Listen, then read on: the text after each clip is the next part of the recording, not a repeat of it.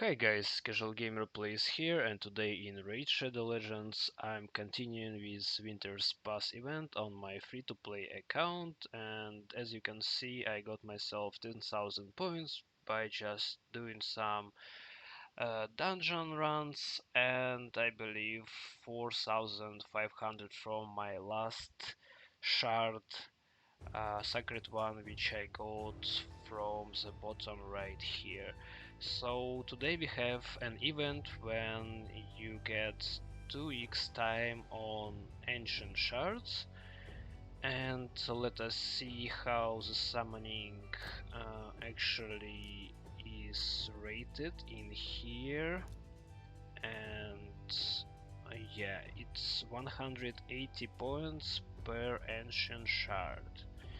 So let us firstly spend our 10,000 points right here. Well, I think that 10 core hammers is pretty good deal for me. So I will go with this route right here. Okay. And next we'll go down to this key right here. Okay. And as you can see, I can unlock another lock in here. Let's do it right now. Okay. And now I believe that I need 20,000 points to get these two rewards which I would like to have. And maybe an epic skill tome right here would be pretty nice if I can snipe it with my points. So let us see how the summons will go. And as you can see, we have 2x chance for ancients right now, as well as I have 117 ancient shards, which is pretty nice in my opinion on a free-to-play account when I play just casually, not even every day, and I just hit Ultra Nightmare clan boss without doing nightmare and brutal ones every day. So yeah, 180 points per each shard, and I have 117, so it should give us around 21,000 points for the winter event. So let's go and use 110 of the shards. I believe we will do with 10 summons right here. Let's go, the first 10 pull. And we got an epic. A Cold Brawler is a nice epic to have, unfortunately not for my account, but if you're early on into the game, he can be a decent poisoner for the clan boss. Okay. Next 10 pull. And not okay, I was thinking that we will not get even one epic, and actually we got Jotun right here, so it's nice. I have not tested him, and I believe that he was a new one for me. Another 10 pull, and it's all blue. Come on, where is 2 times for ancient go? Let's go with another 10 pull right here. And we got Spawn Keeper. I believe that's a food hero right there, so don't invest in her at all.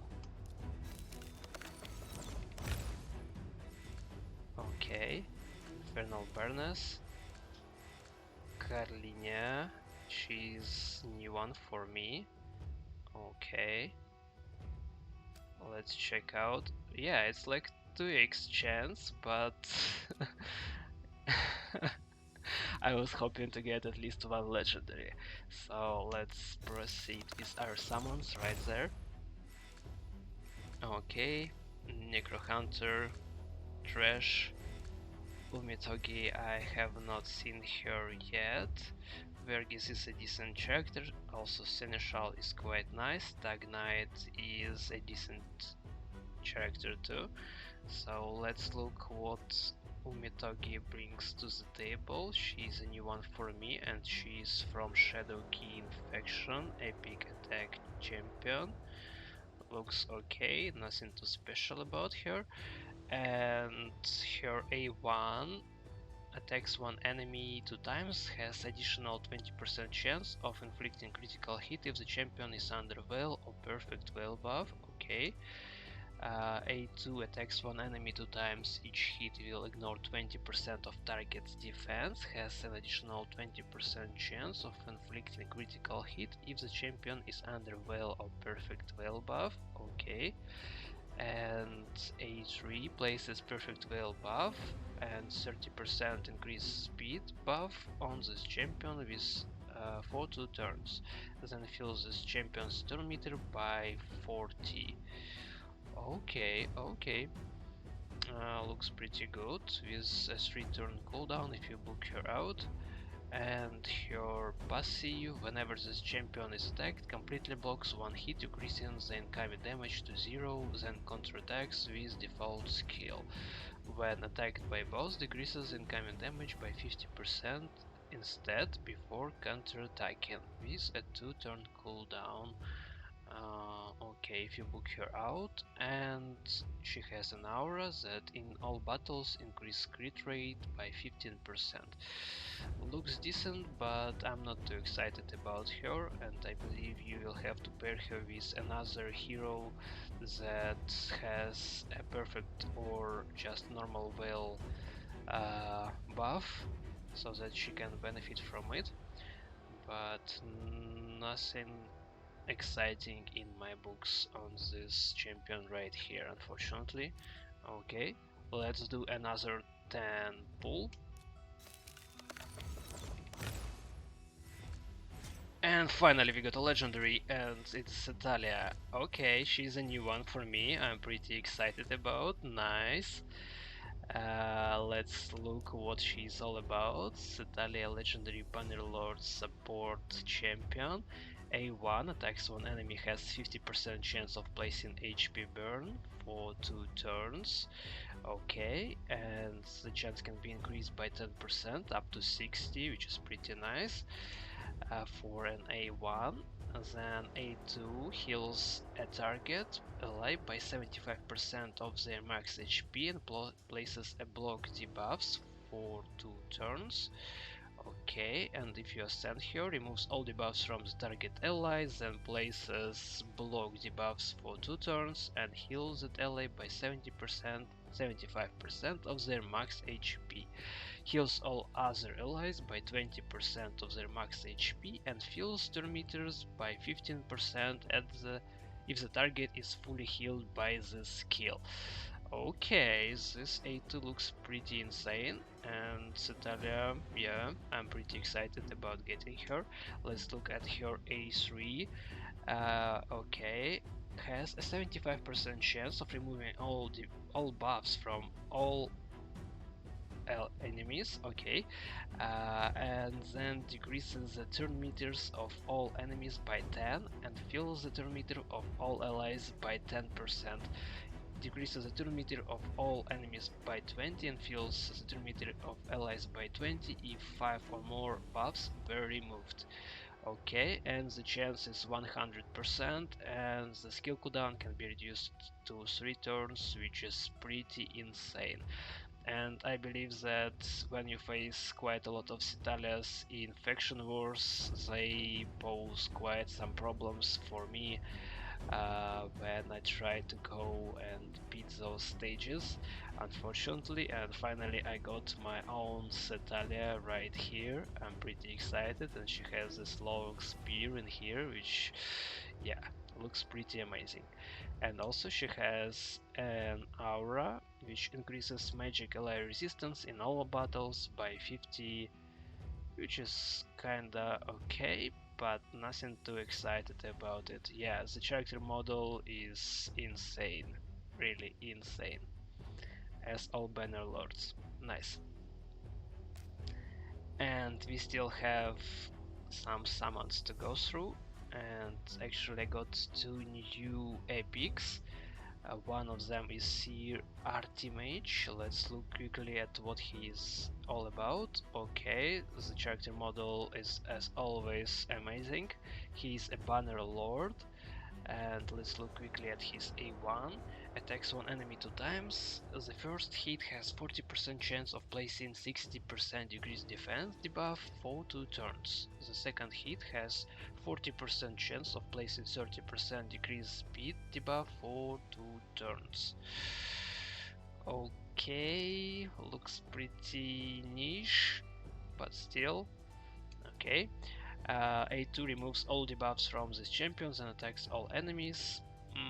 Okay, nothing too special about it. Free turn cooldown if you book him out. And the last skill attacks one enemy, will ignore 30% of target's defense, places 50% attack buff and 30% crit damage buff on this champion for 2 turns if this attack kills an enemy. These buffs cannot be removed. Yeah, in my opinion, on my account he will go straight to the food, or maybe to the vault. Okay. And another new one, which is Old Grocus. Okay, let's look. Oh my, the character model is really nice. Ogren Tribes looks pretty good. Support epic hero, and A1 attacks one enemy 3 times. Each hit has 15% chance of placing leech debuff for 2 turns. Can be booked to 20%. Okay. Attacks one enemy has 60% chance of placing decreased speed debuff for 2 turns, a strong version 30%, and also has 40% chance of decreasing the target's turn meter by 30%. Okay, so yeah, it can be booked to 100 with 3 turns cooldown, but 1 turn, but 1 enemy, that's not enough. And another A3 of his attacks all enemies, has 80% chance of placing 50% decrease attack debuff and 100% heal reduction debuff for 2 turns. Okay, with 3 turn cooldown, and the chance books up to 100%. Looks pretty decent. I have not tested him out yet, but maybe he has his use in some areas of the game. Unfortunately, straight out of the beta I can't say that he is really that amazing, but still, it's always nice to have variety of champions to play around with. Okay, let's do another 10 pull right here. Another epic. I believe Morak Lock is a new one for me. Let's quickly look at her. Okay, looks pretty good. At Varf, defense epic hero. Attacks one enemy with A1 2 times.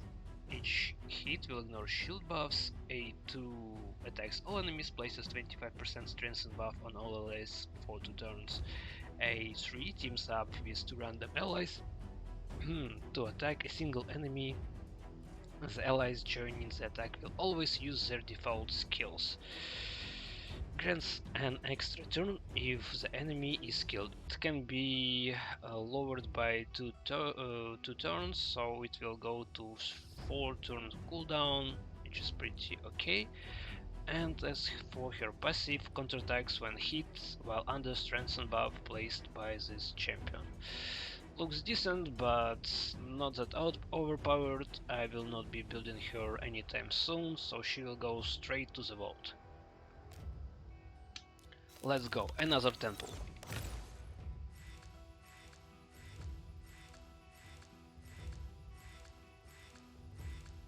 Oh no, not even one epic in here. Let's go next.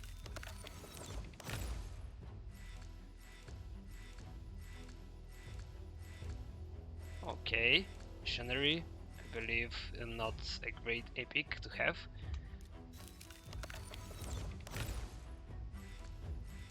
Okay, Ursin Ice Crusher, one of the bear epics.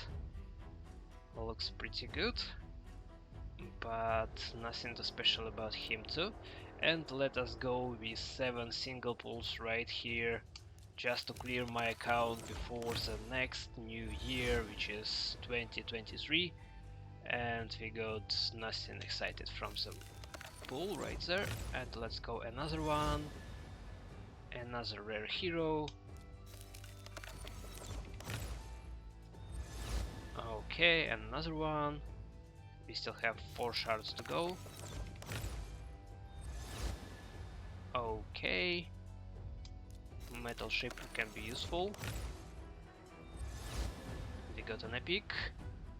Steel Skull is a great epic to have to progress in clan boss or early clan boss or faction wars, can be really useful.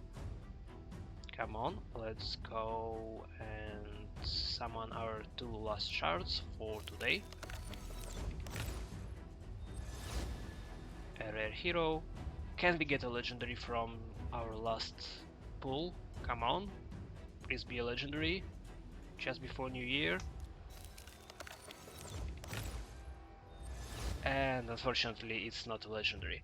So let's quickly go and look how our event looks like. So the Winter's Pass, I got myself to 22,000 points, and I can finally collect my 5-star chicken right here and a legendary skill tome, which I was really hoping to get. Also, let's go and collect 100 diamonds right here, and I believe I will be running some dungeons to get this 3,500 points for an epic skill tome, and I believe that will be all from for me on this Winter's Pass event. Maybe, just maybe, yeah, I believe this will be it for me. I have already collected all I wanted to collect right here, and even the sacred shard right there. So maybe I will do a 1 or 2 pulls for void shards tomorrow, but we will see how it goes. If I get 3,500 points before that, then I will probably just open 1 shard to see if I'm lucky to get a legendary from it. If you found the video helpful or entertaining, please subscribe to my channel, and I will see you guys in the next videos later. Bye.